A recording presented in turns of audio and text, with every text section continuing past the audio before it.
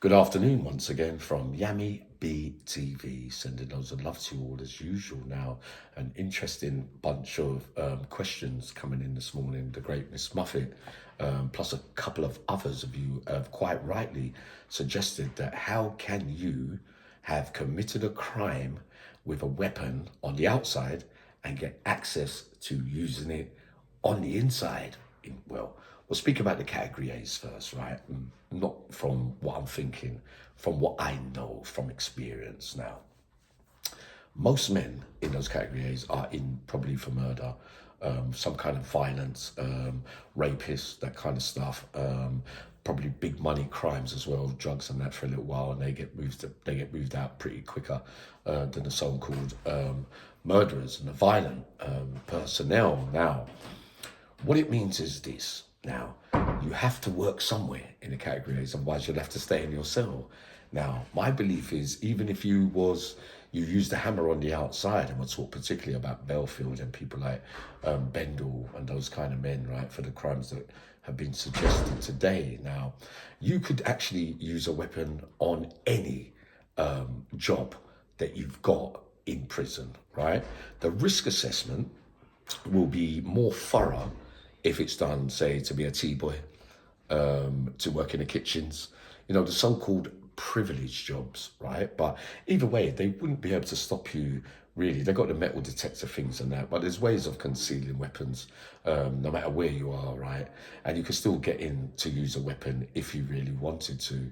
On the wings, if you was a cleaner, Victor Castigator, was a cleaner most of the time, but he also works in workshops and alleged to have murdered a man in the same way that the so-called crime with Bendel was, and still got access to using weapons. So it's not such the weapon of choice that you used on the outside to get a chance of inside. Either way, once you're a killer, with any weapon will be open to yourself as a killer to use when you get violent and you want to use it.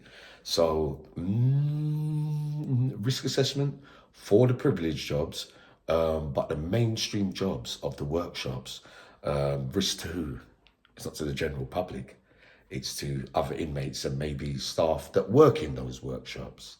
So you have to find a place of work for these kind of men, and it wouldn't be the first time and it wouldn't be the last. So what I am suggesting is that no, they assessments for what? They let rapists go into the education departments and sit in a room with a few men with a lady teacher. So if you're in for rape, how would you be able to get into the education department where you're with a woman? So the checks and the assessments in the category A's probably wouldn't be the same as in the B cats or the C cats, if you get what I mean. And even now in later life, having come down in category when I was finishing off, it still wouldn't. Many men are in for violence against women and doing stabbings and all that kind of stuff, but you're still allowed in the workshops and all that. So no, my answer categorically, whether you committed it with this weapon and that weapon, it wouldn't be a feature. It would be looked at, but I believe the prison service wouldn't be really too bothered as to where they put you, because in the category A's, there's only a few options open for the working area, all right? So I think I've answered that as best as I can. So no, in a lower category, maybe in a D cat and that kind of stuff, but then if you're in a D cat open prison and that, you would have been deemed suitable enough after all your crimes to be able to work anywhere. Otherwise, you wouldn't have been able to come down in category.